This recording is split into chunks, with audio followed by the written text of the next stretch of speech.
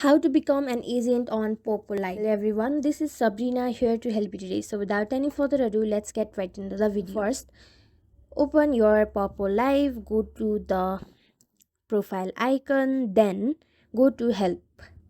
Then drag down this how to become an agent.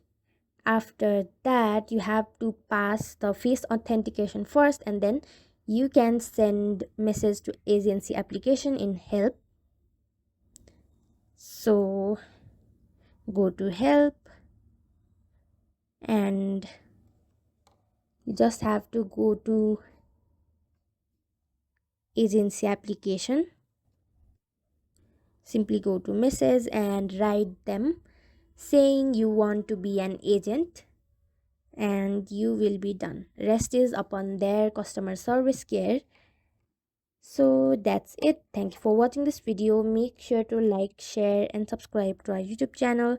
If you got any questions, comment them down and I'll catch you in the next one.